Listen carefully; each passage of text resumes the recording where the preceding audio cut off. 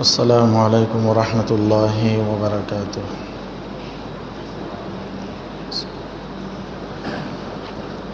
إن الحمد لله نحمده ونستعينه ونستغفره ونؤمن به ونتوكل عليه ونعوذ بالله من شرور أنفسنا ومن سيئات أعمالنا من يهد الله فلا مضل له ومن يضلله فلا هادي له ونشهد أن لا إله إلا الله وحده لا شريك له ونشهد أن سيدنا وحبيبنا ومولانا محمدا عبده ورسوله صلى الله عليه وعلى آله وأصحابه وبارك وسلم تسليما كثيرا كثيرا. أما بعد فقد قال الله تعالى في كلامه المجيد والفرقان الحميد: أعوذ بالله من الشيطان الرجيم. بسم الله الرحمن الرحيم. إن أول بيت وضع للناس للذي ببكة مباركا وهدى للعالمين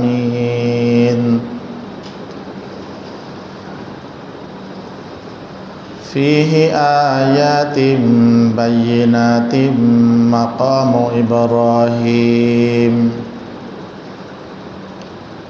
ومن دخله كان آمنا ولله على الناس حج البيت من استطاع إليه سبيلا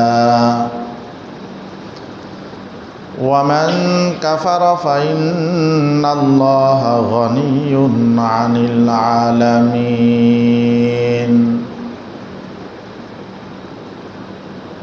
عن ابن عمر رضي الله تعالى عنهما قال: أن تلبية رسول الله صلى الله عليه وسلم لبيك اللهم لبيك لبيك لا شريك لك لبيك إن الحمد والنعمة لك والملك لا شريك لك اللهم صل على محمد وعلى آل محمد كما صليت على إبراهيم وعلى آل إبراهيم إنك حميد مجيد اللهم بارك على محمد وعلى آل محمد كما باركت على إبراهيم وعلى آل إبراهيم إنك حميد مجيد.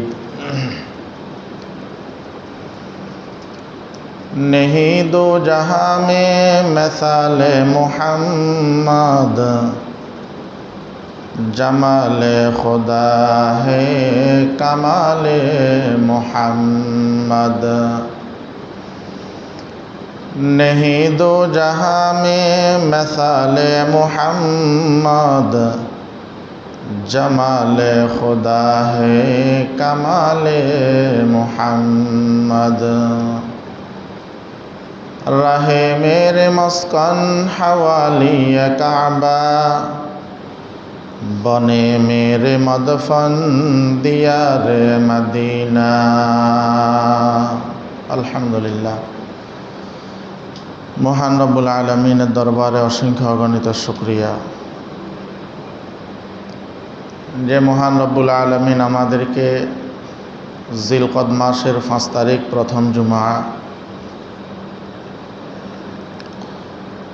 জুমার নামাজ পড়ার উদ্দেশ্যে মসজিদে আসার বসার যার যতটুকু সম্ভব হয়েছে ইবাদত বন্দেগী করার পর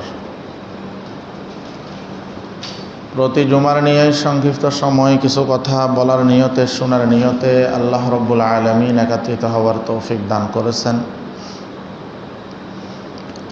এই জন্যে মহান রব্বুল আলামিনের দরবারে শুকরিয়া আদায় করি, আলহামদুলিল্লাহ। লক্ষ কোটি দরুদ ও সালামের হাদিয়া তাজদারে মদিনা সৈয়দুল মুরসালিন ইমামুল আম্বিয়া খাতামুন নবিয়্যিন রাহমাতুল লিল আলামিন শাফিউল মুজনবিন সাহেবে কাউসার জনাবে মুহাম্মদুর রাসূলুল্লাহ সাল্লাল্লাহু আলাইহি ওয়াসাল্লামের উপর। মুহতারাম হাজিরিন, আমি খুতবার শুরুতে কুরআনুল কারীমের সূরা আল ইমরানের 96 নম্বর আয়াতে কারিমা এবং 97 নম্বর আয়াতে কারিমা বরকতের জন্য তিলাওয়াত করেছি। রাসূলুল্লাহ সাল্লাল্লাহু আলাইহি ওয়াসাল্লামের অসংখ্য অগণিত বাণী থেকে ছোট্ট একটি বাণী তিলাওয়াত করেছি। আল্লাহ রব্বুল আলামিন তৌফিক দান করলে কুরআনুল কারীমের আয়াত এবং হাদিসের আলোকে বাইতুল্লাহর ফজিলত এবং ইতিহাস সম্পর্কে কিছু কথা বলার নিয়ত করেছি। ওমা তৌফিক ইল্লা বিল্লাহ।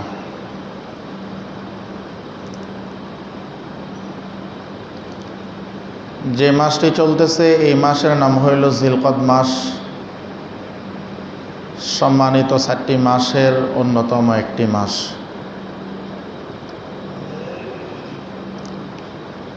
এবং হজের মাসসমূহের অন্যতম একটি মাস।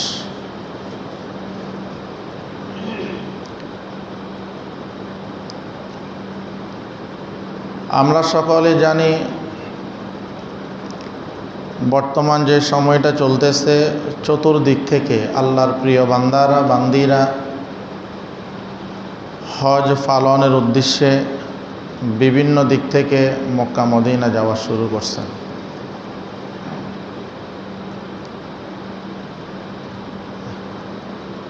তারা যখন মক্কার পবিত্র ভূমিতে পা রাখেন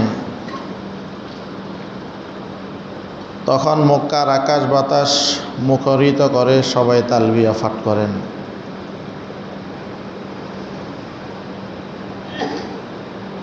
আল্লাহ রব্বুল আলামিনের দরবারে হাজিরা দেন। আল্লাহ তাআলার সাথে আর কেউ শরীক নেই সাক্ষ্য দেন। সমস্ত প্রশংসা, সমস্ত নিয়ামত, সমস্ত রাজত্ব সব কিছু আল্লাহ তাআলার জন্য সাক্ষী দেন। যেটাকে আমরা তলবিয়া বলি, লাব্বাইক আল্লাহুম্মা লাব্বাইক, লাব্বাইক লা শারীকা লাকা লাব্বাইক, ইন্নাল হামদা ওয়ান নি'মাতা লাকা ওয়াল মুলক লা শারীকা লাক। এটার নাম হইল তলবিয়া। হযরত ইবনে ওমর রাদিয়াল্লাহু তাআলা আনহু থেকে বর্ণিত, তিনি বলেন যে নবীজি সাল্লাল্লাহু আলাইহি ওয়াসাল্লামের তলবিয়া ছিল এটি।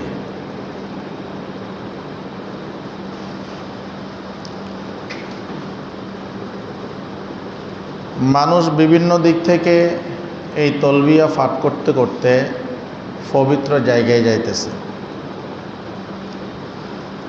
এবং মক্কার আকাশ বাতাস পাহাড় পর্বত সর্বত্র এই তলবিয়া আওয়াজে মুখরিত হয়ে থাকেন। যারা মক্কা মদিনায় যাইতেছে, হজে যাইতেছে, তাদের উদ্দেশ্য হইল একটাই, আল্লাহ রব্বুল আলামিনের সন্তুষ্টি অর্জন করা। এতদিন পর্যন্ত কিবলার দিকে ফিরে নামাজ পড়েছেন, এখন সে কেবলায় গিয়ে বাইতুল্লায় গিয়ে আল্লাহ রব্বুল আলামিনের কুদরতি কদমে সেজদা দিবেন।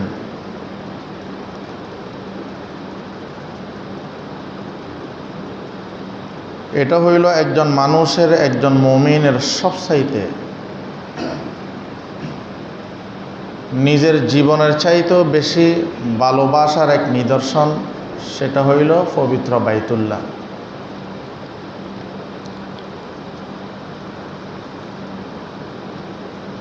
এবং কিতাবের মধ্যে আসছে, সর্বপ্রথম যখন বাইতুল্লাহ নজরে আসে ওই সময় আল্লাহ রব্বুল আলামিনের দরবারে যেই দোয়া করবেন আল্লাহ রব্বুল আলামিন অবশ্যই অবশ্যই ওই দোয়া কবুল করবেন।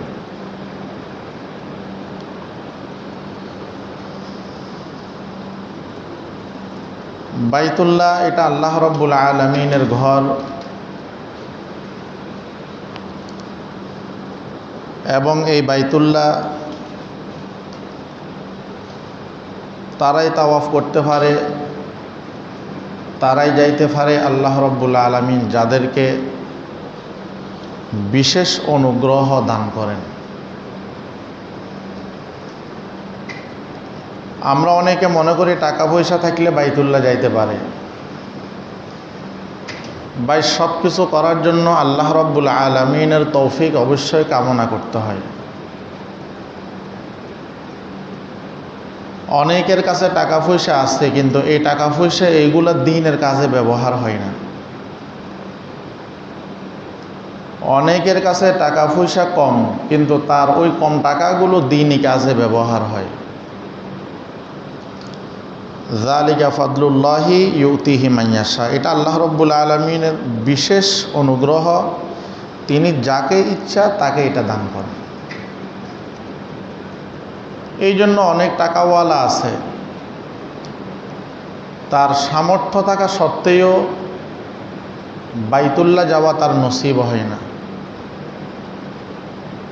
তার সামর্থ্য থাকা সত্ত্বেও সে আল্লাহর রসুল সাল্লাল্লাহু আলাইহি ওয়াসাল্লামের রওজায়ে আতহারের পাশে দাঁড়িয়ে সালাম দেওয়ার সুযোগ হয় না। এই জন্য এই সমস্ত বিশেষ কাজগুলোর জন্য আল্লাহ রব্বুল আলামিনের তৌফিক কামনা করতে হয়। আল্লাহ রব্বুল আলামিনের দরবারে তৌফিক কামনা করলে আল্লাহ রব্বুল আলামিন চাহে তো সামর্থ্য না থাকলেও আপনাকে বাইতুল্লাহ এবং রওজায়ে আতহার তথা প্রিয় নবী জনাবে মুহাম্মদুর রাসূলুল্লাহ সাল্লাল্লাহু আলাইহি ওয়াসাল্লামের রওজা মুবারক জিয়ারতের আল্লাহ রব্বুল আলামিন সুযোগ করে দেন। তো এটা হইল আল্লাহ রব্বুল আলামিনের বিশেষ ফজল করম অনুগ্রহ। এটা আল্লাহ রব্বুল আলামিন সবাইকে দান করেন না। এই জন্য আমাদের প্রত্যেকের উচিত আল্লাহ রব্বুল আলামিনের দরবারে দোয়া করা, অন্তত মৃত্যুর আগে হলেও আল্লাহ রব্বুল আলামিন যেন সবাইকে মক্কা মদিনার মেহমান হিসেবে কবুল করেন, আমিন।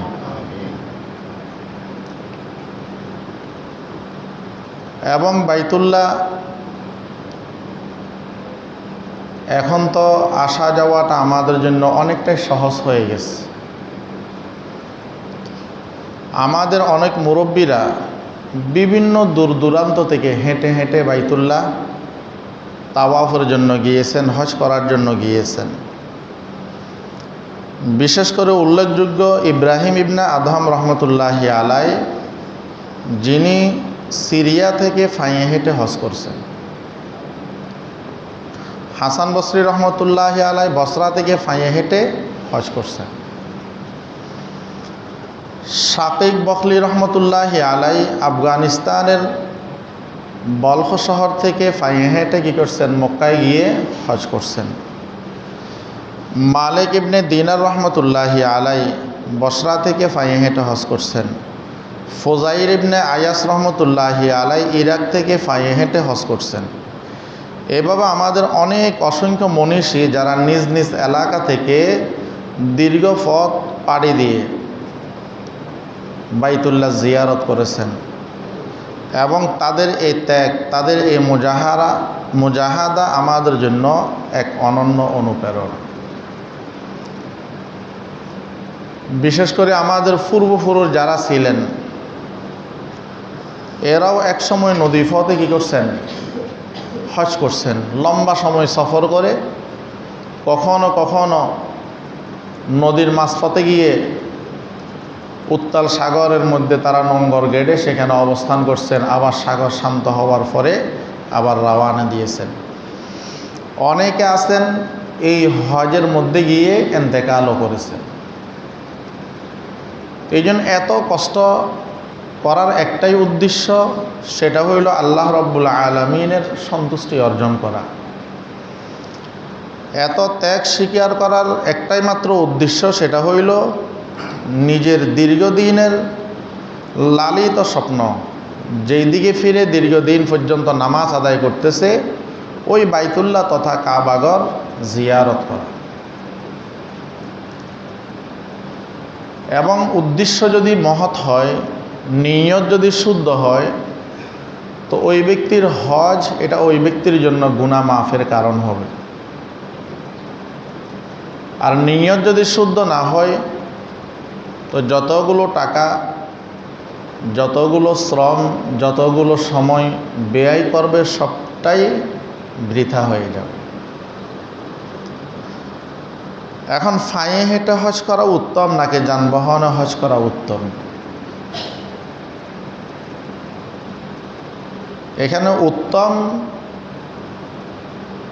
উত্তম এবং অনুত্তম সম্পর্কে আলোচনা। পায়ে হেঁটে হজ করা উত্তম নাকি যানবাহনে গিয়ে হজ করা উত্তম? অবশ্যই যেই নেক কাজ কষ্ট করে করা হয়, ওই নেক কাজ করার মধ্যে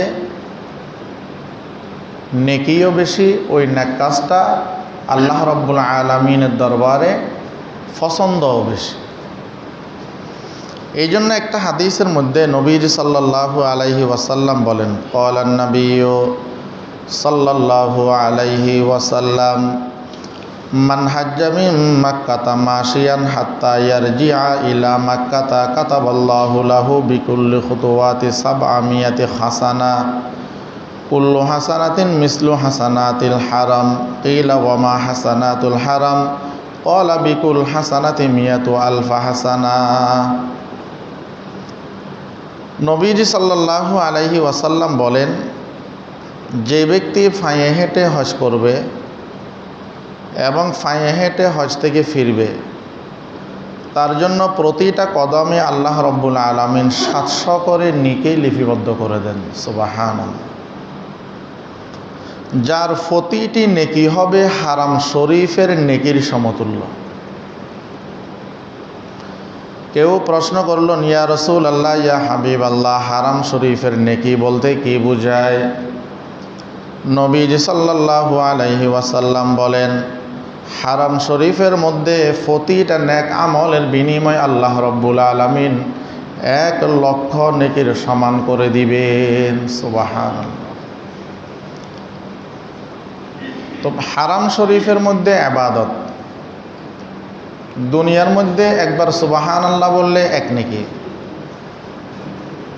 হারাম শরীফের মধ্যে একবার সুবহানাল্লাহ বললে 1,00,000 নেকি। তো এই হাদিসের মধ্যে পায়ে হেঁটে হজ করাকে উত্তম বলেছেন। এবং হাদিসের মধ্যে আছে, ইন্নাল মালাইকাতা লা তুসাফিহু রুকাবাল হুজ্জাজ ওয়া তা'তানিকুল মাশাদ। নবীজি সাল্লাল্লাহু আলাইহি ওয়াসাল্লাম বলেন, যারা যানবাহনে চড়ে হজ করে ফেরেশতারা তাদের সাথে মুসাফাহা করে, আর যারা পায়ে হেঁটে হজ করে তাদের সাথে ফেরেশতারা মুসাফাহ করে এবং মুআনাকাও করে।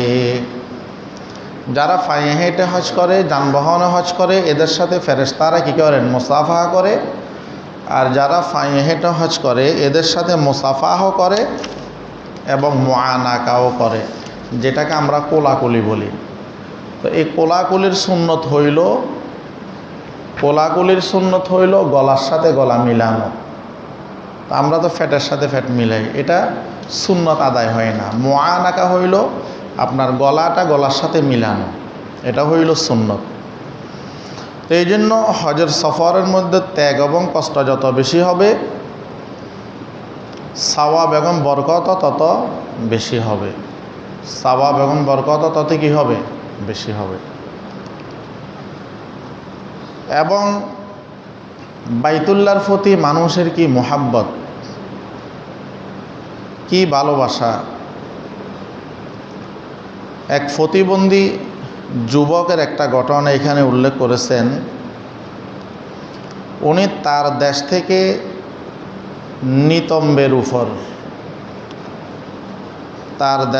নিতম্বের উপর গেছে গেছে কি করতেছেন? বাইতুল্লাহ যাইতেছেন, হজ করার জন্য যাইতেছেন। তো মালিক ইবনে দিনার রহমতুল্লাহি আলাই, ওই সময় অত্যন্ত গরম পড়তেছে। মালিক ইবনে দিনার রহমতুল্লাহি আলাই দুপুরবেলা ঘর থেকে বের হলেন। বের হয়ে দেখতেছেন একজন যুবক, সে পঙ্গু, নিতম্বে গেছে গেছে পথ চলতেছে। তার অবস্থা দেখে মালিক ইবনে দিনার রহমতুল্লাহি আলাই তাকে বললেন যে, তুমি এখন তো অনেক গরম পড়তেছে, তুমি আমার ঘরে কিছুক্ষণ বিশ্রাম নাও, এবং হজেরও এখনও অনেক দিন বাকি আছে। আমি তোমাকে হজে যাওয়ার জন্য যানবাহনের ব্যবস্থা করে দিব। তো ওই প্রতিবন্ধী যুবক মালিক ইবনে দিনার রহমতুল্লাহি আলাইকে বলতেছেন যে, আমি তো আপনাকে চালাক মনে করছিলাম, কিন্তু আমি তো দেখতেছি আপনি বোকা। ওই প্রতিবন্ধী যুবক বলতেছে যে, আমি তো অনেক নাফরমানি করেছি, অনেক গুনাহ করেছি। আমি হজ করার জন্য যাওয়ার উদ্দেশ্য, আমি আমার মালিকের কাছে আমার গুনাহের জন্য, নাফরমানির জন্য আমি আমার মালিকের কাছে যাইতেছি ক্ষমা চাইতে। এখন আপনি বলুন যে অপরাধী অপরাধ স্বীকার করার জন্য পায়ে হেঁটে যাওয়াটা উত্তম হবে নাকি যানবাহনে চড়ে যাওয়াটা উত্তম হবে? তো এতটুকুই বলে ওই প্রতিবন্ধী যুবক নিতম্বের উপর গেছে গেছে আবার তার পথ চলা শুরু করলেন। মালিক ইবনে দিনার রহমতুল্লাহি আলাই বলতেছেন যে, ওই বছর আমিও হজে গেলাম, মিনাতে অবস্থান করলাম, আরাফার ময়দানে অবস্থান করলাম, মুজদালিফায় অবস্থান করলাম। এরপরে আবার শয়তানকে পাথর মারার জন্য গেলাম। ওই শয়তানকে পাথর মারার জন্য গিয়ে এক জায়গার মধ্যে দেখলাম কতগুলো লোক জড়ো হয়ে আছে। তা আমার মধ্যে কৌতূহল তৈয়ার হলো, এইখানে এতগুলো লোক জড়ো হলো কেন? মালিক ইবনে দিনার রহমতুল্লাহি আলাই বলেন, আমি যখন সামনে গেলাম, সামনে যাওয়ার পর দেখতে পেলাম ওই লোকদের মধ্যখানে ওই প্রতিবন্ধী যুবককে দেখতে পেলাম। এবং ওই প্রতিবন্ধী যুবক আল্লাহ রব্বুল আলামিনের দরবারে দোয়া করতেছেন, রব্বুল আলামিন, আমি তো আপনার ঘর তাওয়াফ করেছি, আরাফার ময়দানে অবস্থান করেছি, মুজদালিফায় অবস্থান করেছি, শয়তানকে কঙ্কর নিক্ষেপ করেছি, আর একটা কাজ, সেটি হইল কোরবানি দেওয়া। এখন কোরবানি দেওয়ার মতো আমার কাছে তৌফিক নাই, আমার পরিধানের কাপড় ব্যতীত আমার কাছে আর কিছুই নাই। অনেকে তো অনেক কিছু দিয়ে কোরবানি দিবে, রব্বুল আলামিন আমি এই স্থানে পশু কোরবানির পরিবর্তে আমি আমার নিজের জীবনটাকে আপনার জন্য উৎসর্গ করতে চাই। এতটুকু দোয়া পড়ে ওই ব্যক্তি কালিমা পড়তে পড়তে ওইখানে শেষ নিঃশ্বাস ত্যাগ করেছে। এই যে একজন প্রতিবন্ধীর এই ভালোবাসা হৃদয়ের মধ্যে, এই ভালোবাসার একমাত্র স্থান হইল বাইতুল্লাহ। ভালোবাসার স্থান হইল কি? বাইতুল্লাহ। আল্লাহর ঘর তাওয়াফ করবেন, তার উদ্দেশ্য হইল এটা। তো এই জন্য আমাদের প্রত্যেকের অন্তরের মধ্যে বাইতুল্লাহর প্রতি ভালোবাসা অবশ্যই আছে, এবং বাইতুল্লাহর প্রতি ভালোবাসা আছে বিদায় মানুষ লক্ষ লক্ষ টাকা খরচ করে হজের সৃজন ও হজ করার জন্য যায়, অন্য সময় ওমরা করার জন্য যায়, অন্য সময় ওমরা করার জন্য যায়। তো এই জন্য এটা হইল আল্লাহ রাব্বুল আলামিনের প্রতি এবং বাইতুল্লাহর প্রতি মহাব্বতের একটা বহির প্রকাশ, মহাব্বতের একটা কি বহির প্রকাশ। পৃথিবীর মধ্যে সর্বপ্রথম যেই ঘর সেটার নাম হইল বাইতুল্লাহ। পৃথিবীর মধ্যে যেই ঘর সর্বপ্রথম বানিয়েছেন সেটার নাম হইল বাইতুল্লাহ। কারি তৈয়ব সাহেব রহমতুল্লাহি আলাইহি লিখেছেন, বর্তমান যে জায়গায় বাইতুল্লাহ অবস্থিত সে জায়গা হইল সমগ্র পৃথিবীর নাভি। আমাদের নাভিটা যেমন শরীরের মধ্যখানে, অনুরূপভাবে বাইতুল্লাহ এটা চতুর্দিক থেকে হিসাব করলে পৃথিবীর মধ্যখানে হইল এই বাইতুল্লাহ, পৃথিবীর মধ্যখানে হইল এই বাইতুল্লাহ। এবং এখান থেকে পৃথিবীর সূচনা হয়েছে, কারণ পৃথিবী সর্বত্র ছিল কেবল ফানি আর ফানি। এই ফানির মধ্যভাগটা ছিল একটু উঁচু, যা দেখতে টিলার মতো মনে হতো। আল্লাহ রাব্বুল আলামিন যখন পৃথিবী সৃষ্টির ইচ্ছা করলেন তখন এই উঁচু অংশের আশপাশে একটু নিচু করে দিলেন, ফলে চারদিক থেকে ফানির ঢেউ এসে ওই উঁচু টিলার সাথে ধাক্কা খেতে খেতে এক ধরনের ফেনা সৃষ্টি হয়েছে, এক ধরনের ফেনা কি হয়েছে সৃষ্টি হয়েছে। ওই ফেনা থেকে আল্লাহ রাব্বুল আলামিন একটু মাটি সৃষ্টি করলেন, এবং এই মাটি হইল বর্তমান বাইতুল্লাহর নিচের অংশ। এই মাটি হইল বর্তমান বাইতুল্লাহর নিচের অংশ। তারপর সেইখান থেকে আস্তে আস্তে প্রসারিত হইতে হইতে এই আমাদের এই পর্যন্ত প্রসারিত হয়েছে। তো পৃথিবীর সর্বপ্রথম মাটিও বাইতুল্লাহ, এবং পৃথিবীর মধ্যে সর্বপ্রথম জায়গা হইল কি এই বাইতুল্লাহর নিচের অংশ, বাইতুল্লাহর নিচের অংশ। এই জন্য আমাদের প্রত্যেকের হৃদয়ের মধ্যেও ওই বাইতুল্লাহর প্রতি মহাব্বত, যেটা আরবিতে একটা প্রবাদ বাক্য আছে, কুল্লু শাইইন ইয়ারজিউ ইলা আসলিহি, প্রত্যেক বস্তু তার মূলের দিকেই ফিরে যাবে, প্রত্যেক বস্তু তার মূলের দিকেই কি ফিরে যাবে। বাইতুল্লাহ নির্মাণের ইতিহাস আমরা জানি, আদম আলাইহিস সালাতু ওয়াস সালামকে আল্লাহ রাব্বুল আলামিন সৃষ্টি করেছেন, জান্নাতের মধ্যে রেখেছেন। এর কিছুদিন পর আল্লাহ রাব্বুল আলামিন হাওয়া আলাইহিস সালামকে সৃষ্টি করেছেন। তো লম্বা ঘটনার সারসংক্ষেপ কথা হলো, আল্লাহ রাব্বুল আলামিন উভয়কে দুনিয়ায় পাঠাইছেন।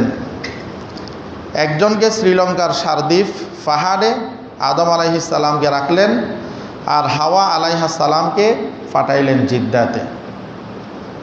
জিদ্দা শব্দের অর্থ হইল দাদি, জিদ্দা শব্দের অর্থ হইল দাদি। তো যাই হোক, লম্বা আলোচনা এর পরে ওই উভয়জন চলতে চলতে চলতে চলতে একটা সময় আল্লাহ রাব্বুল আলামিন আদম আলাইহিস সালাতু ওয়াস সালাম এবং হাওয়া আলাইহিস সালামকে আরাফার ময়দানে সাক্ষাৎ করেছেন। আরাফা শব্দের অর্থ হইল পরিচিতি। ওনারা দুইজনকে আল্লাহ রাব্বুল আলামিন ওই জায়গায় কী করছেন, একত্রিত করেছেন, এবং ওই জায়গার নামকরণ করা হয়েছে আরাফা। ওই জায়গার নামকরণ করা হয়েছে কি আরাফা। এরপর ওনারা মক্কায় এসে বসবাস করেন। জিবরাইল আলাইহিস সালাতু ওয়াস সালাম একদিন হযরত আদম আলাইহিস সালাতু ওয়াস সালামকে বলেন, হে আদম, আল্লাহ তাআলা আপনাকে বাইতুল্লাহ নির্মাণ করার আদেশ দিয়েছেন। আল্লাহ তাআলা আপনাকে বাইতুল্লাহ নির্মাণ করার কি করছেন, আদেশ দিয়েছেন। কোনো ইতিহাসবিদ লেখেন যে আদম আলাইহিস সালাতু ওয়াস সালামের আগে বাইতুল্লাহ ফেরেশতারা একবার নির্মাণ করেছিলেন। ফেরেশতারাও বাইতুল্লাহ একবার কি করছেন, নির্মাণ করেছেন। অতএব ফেরেশতারা যদি আদম আলাইহিস সালাতু ওয়াস সালামের আগে একবার বাইতুল্লাহ নির্মাণ করেন, তো আদম আলাইহিস সালাতু ওয়াস সালাম হলেন বাইতুল্লাহর দ্বিতীয়তম নির্মাতা। বাইতুল্লাহ সর্বমোট 10 বার নির্মাণ করা হয়েছে, সর্বমোট 10 বার। প্রথমবার ফেরেশতারা, দ্বিতীয়বার হজরত আদম আলাইহিস সালাতু ওয়াস সালাম, তৃতীয়বার হজরত শীস আলাইহিস সালাম, চতুর্থবার হজরত ইব্রাহিম আলাইহিস সালাম, পঞ্চমবার আমালিকা সম্প্রদায়, ষষ্ঠবার কবিলায়ে জুরহুম, সপ্তমবার কুসাই ইবনে কিলাব, অষ্টমবার কুরাইশ, নবমবার আবদুল্লাহ ইবনে জুবাইর রাদিয়াল্লাহু তাআলা আনহু এবং দশমবার হইল হাজ্জাজ ইবনে ইউসুফ। হাজ্জাজ ইবনে ইউসুফ, আর এটাই হইল শেষ নির্মাণ। বর্তমান বাইতুল্লাহর যে কাঠামো আমরা দেখি এটা হইল হাজ্জাজ ইবনে ইউসুফের তৈরি। যারা হজ করেছে তারা অবশ্যই লক্ষ্য করেছে বাইতুল্লাহর উত্তর পাশে ঘেরাও করা একটি জায়গা আছে, যেটা বাইতুল্লাহর সাথে লাগানো, এটাকে হাতিমে কাবা বলা হয়। এটাও বাইতুল্লাহর অংশ, এটাও বাইতুল্লাহর অংশ। কোনো কোনো কিতাবের মধ্যে আসছে এই বাইতুল্লাহ নির্মাণ করতে গিয়ে অর্থের অভাবে এই অংশটা বাদ পড়ে গেছিল, যার কারণে পরবর্তী সময়ে ওই ওয়াল দিয়ে ওটাকে কী করছেন, ঘেরাও করে দিয়েছেন। এরপর আবদুল্লাহ ইবনে জুবাইর রাদিয়াল্লাহু তাআলা আনহু আর অন্যান্য যেটা বললেন যে রাসূলুল্লাহ সাল্লাল্লাহু আলাইহি ওয়াসাল্লাম একদিন বলেন যে আমি বাইতুল্লাহ নির্মাণ করার জন্য ইচ্ছা পোষণ করছিলাম। তো পরবর্তীতে আবার চিন্তা করলাম যে বাইতুল্লাহ যদি নির্মাণ করি তো নবমুসলিম যারা আছে এদের মধ্যে একটা ভুল বুঝাবুঝি কাজ করবে। এরা মনে করবে যে বাপদাদার ধর্মের বিরুদ্ধেই তো বলতেছে, বাপদাদার রেখে যাওয়া স্মৃতি যেটাকে জাতি ধর্ম বর্ণ নির্বিশেষে সবাই কী করতেন, শ্রদ্ধা করতেন, সম্মান করতেন বাইতুল্লাহ, এটাকেও কী করছেন মুহাম্মদ সাল্লাল্লাহু আলাইহি ওয়াসাল্লাম বিকৃত করে ফেলতেছেন। এই জন্য নবীজি সাল্লাল্লাহু আলাইহি ওয়াসাল্লাম বলতেছেন এটাকে আমি আর কি করি নাই, কোনো সংস্কার করি নাই। তো বাইতুল্লাহর প্রথম তাওয়াফকারী, যিনি বাইতুল্লাহ সর্বপ্রথম তাওয়াফ করেছেন তিনি হলেন হজরত আদম আলাইহিস সালাতু ওয়াস সালাম। এবং শুরু থেকে কিয়ামত পর্যন্ত বাইতুল্লাহ তাওয়াফ বন্ধ হবে না। কিয়ামত পর্যন্ত বাইতুল্লাহ তাওয়াফ কি হবে না, বন্ধ হবে না। তবে কখনো কখনো কোনো কারণে হজ বন্ধ হয়েছিল, কিন্তু বাইতুল্লাহর তাওয়াফ কি হয়নি, বন্ধ হয়নি। এমনকি কিতাবের মধ্যে আসছে যদি কখনো কোনো কারণে মানুষ যদি বাইতুল্লাহর তাওয়াফ যদি বন্ধ করেও দেয়, তবুও আল্লাহ রব্বুল আলামিন তার অন্যান্য মাখলুকাতের মাধ্যমে বাইতুল্লাহর তাওয়াফ এটা জারি রাখবেন। বাইতুল্লাহর তাওয়াফ এটা কী করবেন, জারি রাখবেন। ইতিহাস থেকে যতটুকু জানা যায় যে 73 হিজরিতে সর্বপ্রথম হজ বন্ধ হয়েছিল। 73 হিজরিতে সর্বপ্রথম কি হয়েছিল, হজ বন্ধ হয়েছিল, সম্ভবত 9 বছর হজ বন্ধ ছিল। এরপরে 317 থেকে 327 হিজরি পর্যন্ত প্রায় 10 বছর কারামতিয়া শিয়ারা যখন আরব দেশগুলোতে নিজেদের আধিপত্য বিস্তার করছিল, তখন বাহরাইনের শাসক আবু তাহের কারামতিয়ার মাধ্যমে ওই অঞ্চল থেকে যত মানুষ হজে যেত সবাইকে হত্যা করা হইতো। তো এই কারণে 10 বছর কি ছিল, বাইতুল্লাহ হজ করা বন্ধ ছিল। এবং ঐতিহাসিকরা লেখেন এই 10 বছরের মধ্যে হজ করার জন্য যারা আসছিল প্রায় 30,000-এর মতো হাজিকে এরা হত্যা করেছিলেন। 30,000-এর মতো হাজিকে এরা কী করছেন, হত্যা করেছেন। এরপরে 557 হিজরিতে ভারত উপমহাদেশে করোনা ভাইরাসের মতো মাসরি নামে একটি মহামারী দেখা দিলে এই মহামারীতেও হাজার হাজার মানুষ মারা গিয়েছিলেন। তখনও কয়েক বছরের জন্য ভারত উপমহাদেশ থেকে হজ বন্ধ ছিল, কিন্তু বাইতুল্লাহর তাওয়াফ কখনো বন্ধ হয়নি এবং হবেও না। যদি কখনো মানুষের তাওয়াফ যদি বন্ধ হয়েও যায় তো আল্লাহ রব্বুল আলামিন ফেরেশতাদের মাধ্যমে হইলেও, আকাশে ফাঁকিকে উড়ানোর মাধ্যমে হলেও বাইতুল্লাহর তাওয়াফ কিয়ামত পর্যন্ত চলমান থাকবে। এবং বাইতুল্লাহ তাওয়াফের কিছু আশ্চর্য ঘটনা, হজরত নূহ আলাইহিস সালাতু ওয়াস সালামের জীবনে আমরা জানি, মহাপ্লাবনের খবর আমরা জানি। কিতাবের মধ্যে আসছে এই মহাপ্লাবনের সময়ও বাইতুল্লাহ অক্ষত অবস্থায় ছিল। বাইতুল্লাহ অক্ষত অবস্থায় ছিল। কোন কোন কিতাবের মধ্যে আসছে ওই সময় হযরত নূহ আলাইহিস সালাতু ওয়াস সালামের যেই কিস্তি, যেই নৌকা ছিল, ওই নৌকাটা পানির মধ্যে ভাসতে ভাসতে বাইতুল্লাহর কিনারে এসে বাইতুল্লাহ 7 বার কি করছেন? তাওয়াফ করছেন। ওই নৌকা সহ নৌকার মধ্যে যারা ছিল, যত মাখলুকাত ছিল, মানুষ ছিল, সবাই কি করছেন? বাইতুল্লাহ তাওয়াফ করছেন।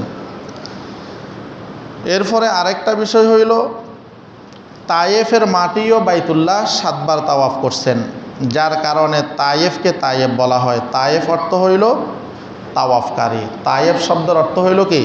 তাওয়াফকারী। হযরত ইব্রাহিম আলাইহিস সালাতু ওয়াস সালাম যখন নিজের সন্তান ইসমাইল আলাইহিস সালাতু ওয়াস সালাম এবং হাজেরাকে মক্কায় রেখে যান, তখন তিনি আল্লাহ রব্বুল আলামিনের দরবারে দোয়া করেছিলেন, ওয়ারযুকহুম মিনাস সামারাতি লাআল্লাহুম ইয়াশকুরুন। হে আল্লাহ, আপনি ফল ফলাদি দ্বারা তাদের রিজিকের ব্যবস্থা করে দেন, যাতে তারা আপনার কৃতজ্ঞতা প্রকাশ করতে পারে। তা আল্লাহ রব্বুল আলামিন হযরত ইব্রাহিম আলাইহিস সালাতু ওয়াস সালামের দোয়া কবুল করে জিবরাইল আলাইহিস সালাতু ওয়াস সালামকে বললেন, যাও তুমি সিরিয়ার হারওয়ান নামক এলাকা থেকে ফল ফলাদি সমৃদ্ধ একখণ্ড জমি, গাছপালা ও ফলমূল সহ তুলে নিয়ে আসো। জিবরাইল আলাইহিস সালাতু ওয়াস সালাম নিয়ে আসলেন এবং ওই একখণ্ড জমি তুলে এনে তখন বাইতুল্লাহর কিনারে আনলেন এবং ওই মাটিটাকে বাইতুল্লাহ কি করলেন? 7 বার তাওয়াফ করলেন। তারপর আল্লাহ রব্বুল আলামিন জিবরাইল আলাইহিস সালাতু ওয়াস সালামকে বলেন, ওই জমিন তুমি মক্কার পাশে নির্দিষ্ট একটা জায়গায় স্থাপন করে দাও। জিবরাইল আলাইহিস সালাতু ওয়াস সালাম ওই মাটিকে মক্কার পাশে একটা জায়গায় স্থাপন করে দিলেন, যেটার বর্তমান নাম হইল তায়েফ। যেটার বর্তমান নাম হইল কি? তায়েফ। তায়েফ শব্দের অর্থ হইল তাওয়াফকারী। যার কারণে আল্লাহ রব্বুল আলামিন এই পাহাড় পর্বতে ঘেরা এই জায়গার মধ্যে ফল ফলাদি দিয়ে সবুজ শ্যামল প্রকৃতিতে আল্লাহ রব্বুল আলামিন ওই জায়গাটা স্থাপন করে রেখেছেন। তো বলতে চাইছিলাম, কখনো হজ বন্ধ হলেও কখনো বাইতুল্লাহ তাওয়াফ কি হবে না? বন্ধ হবে না। বাইতুল্লাহ এটা এমন একটা ঘর, হাদিসের মধ্যে আছে, নবীজি সাল্লাল্লাহু আলাইহি ওয়াসাল্লাম বলেন, কোনো ব্যক্তি যদি শুধু বাইতুল্লাহর সামনে গিয়ে বাইতুল্লাহর দিকে তাকায়াও থাকে, নবীজি সাল্লাল্লাহু আলাইহি ওয়াসাল্লাম বলেন ওই ব্যক্তিও নেকি থেকে বঞ্চিত হবে না। ক্বালান নাবিয়্যু সাল্লাল্লাহু আলাইহি ওয়াসাল্লাম, ইউনজিলুল্লাহু কুল্লু ইয়াউমিন আলা হুজাজিন বাইতিহিল হারাম 20 ওয়া 100 রহমা 60 মিনহা লিত-তায়িফিন ওয়া 40 লিল মুসাল্লিন ওয়া 20 মিনহা লিন-নাযিরিন। আমার আপনার নবী মুহাম্মদুর রাসূলুল্লাহ সাল্লাল্লাহু আলাইহি ওয়াসাল্লাম বলেন,